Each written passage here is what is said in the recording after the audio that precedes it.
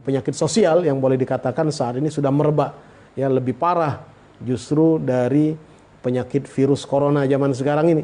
Kenapa? Kalau virus corona hanya menyebabkan kematian saja.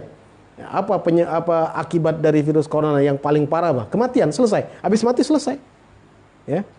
Habis mati selesai. Nggak ada orang yang kena virus corona itu di kuburannya kesakitan, sesak nafas, nggak ada.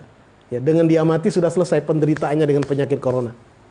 Tapi kalau ada orang mati, ya, ada orang mati terkena dan ketika dia mati masih membawa virus ghibah sama namimah sampai di alam kuburnya, itu nanti dia akan tersiksa di alam kuburnya karena virus yang dia bawa ini. Na'udzubillah min dzalik.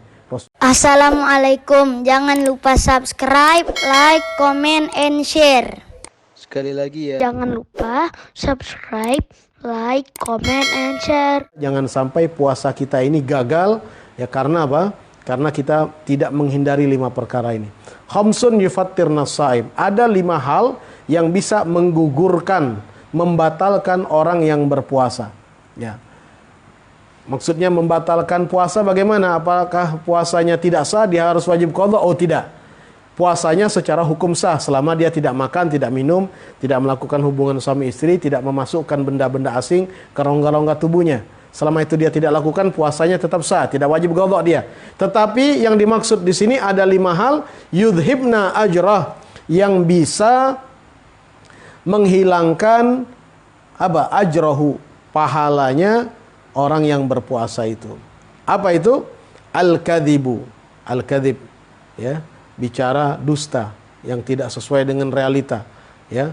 Dia menyebar pembicaraan, menyebar berita bohong. Nah, ini juga harus kita kurangi nih perilaku ini. Kadang-kadang kita di media sosial dapat satu informasi, terima masuk ke WhatsApp kita tanpa kita verifikasi, tanpa kita konfirmasi lagi, langsung kita kirim lagi ke orang lain, ya. Yang seperti ini, perilaku seperti ini bukan perilaku orang yang sukses berpuasa, ya.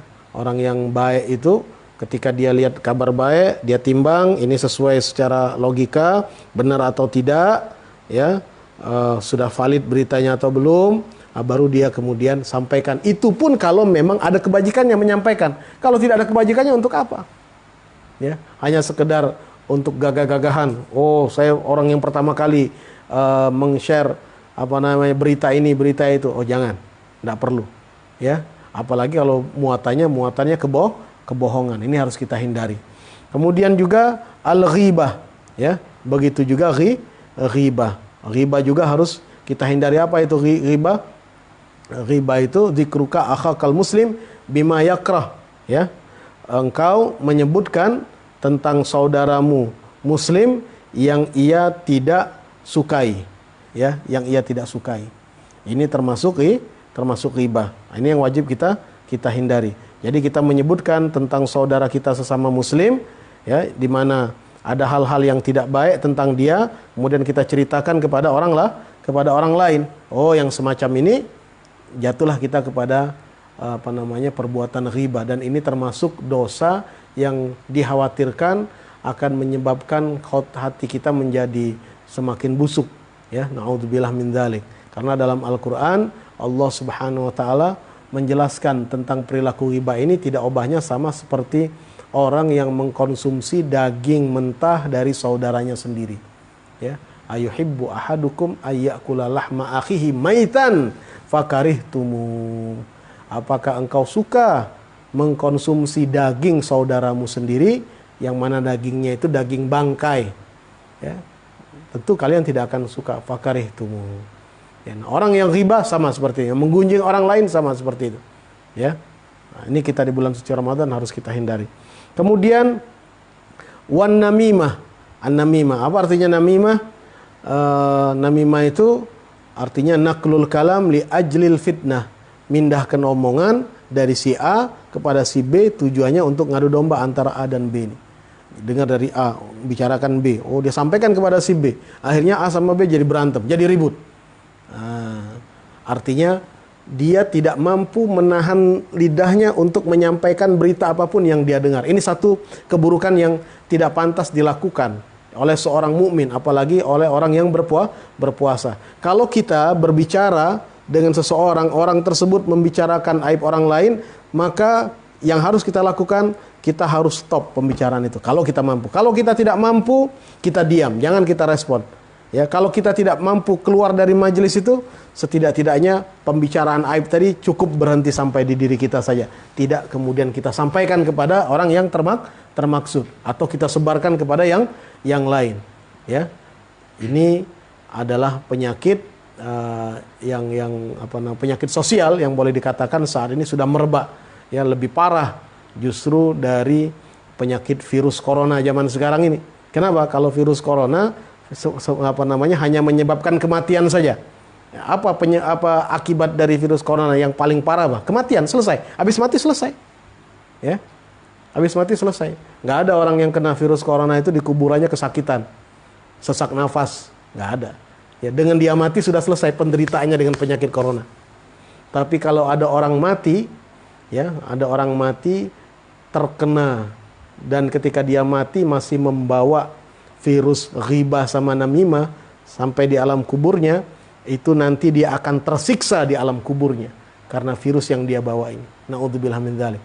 Rasulullah SAW pernah satu ketika beliau sedang berjalan bersama para sahabat. Dalam perjalanan itu melewati pemakaman. Ya. Kemudian tiba-tiba beliau berhenti. Beliau kemudian patahkan ranting atau dahan kurma yang masih segar. Kemudian beliau letakkan ranting atau dahan kurma itu ke dua pemakaman. Ada dua pemakaman itu yang berdekatan. Diletakkan ranting atau dahan kurma itu tadi di atas dua pemakaman itu. Kemudian Rasulullah SAW melihat keheranan para sahabat, beliau kemudian bersabda bahwa sesungguhnya dua orang yang di dalam kubur ini sedang disiksa oleh Allah Subhanahu wa taala. Wa ma yu'adzabani min kabir. Keduanya disiksa bukan karena hal yang besar. Ya, bukan karena perkara yang besar, bukan karena perkara yang menakutkan, tidak. Perkaranya sangat sederhana sekali. Tapi membuat mereka tersiksa sampai ke alam kubur mereka. Ya. Yang satu kata Rasulullah, la yastabri anil baul, tidak tuntas, tidak bersih-bersih kalau sudah habis kencing. Ya, buang air kecil sembarangan, ya, kemudian dia tidak tuntas mensucikannya sehingga pakaiannya masih terkena najis. Dia lakukan sholatnya nggak diterima, tidak sah. La yastabri anil baul. Oh, ini bahaya. Ya, ini harus hati-hati. Bisa jadi banyak dikatakan oleh para ulama, bisa jadi termasuk amatu adzabul qabri minal baul. Dalam hadis lain, mayoritas adab kubur itu terjadi karena apa? Karena banyak meremehkan dari tata cara mensucikan diri dari air kencing. Na'udzubillah min dzalik. Ini yang pertama. Kemudian yang kedua, yang kedua kata Rasulullah SAW adalah orang yang berjalan di tengah-tengah masyarakat dengan menebar kebencian, mengadu domba. Ya, dengar omongan si fulan, bawa kepada si fulan, tujuannya mengadu domba. Dengar dari si A, bawa ya apa yang disampaikan, diceritakan, disebarkan ke tempat lain. Tujuannya apa? Tujuannya mungkin dia tidak bermaksud, ya, tidak bermaksud untuk mengadu domba, tapi akhirnya yang mendengar jadi tanda tanya, yang mendengar jadi curiga, yang mendengar jadi suudzon. Nah, sehingga akhirnya terjadilah perpecahan, terjadilah kebencian satu sama lain. Nah, yang seperti ini masuk dalam kategori namam, orang yang mengadu domba, ya. Nah, kalau sudah seperti ini, ya, penyakit yang dia bawa ini, ya, dampaknya tidak hanya berbahaya bagi dia di dunia, sampai nanti kelak dia berada di alam kuburnya, sampai nanti kelak ketika dia menghadap kepada Allah Subhanahu wa taala.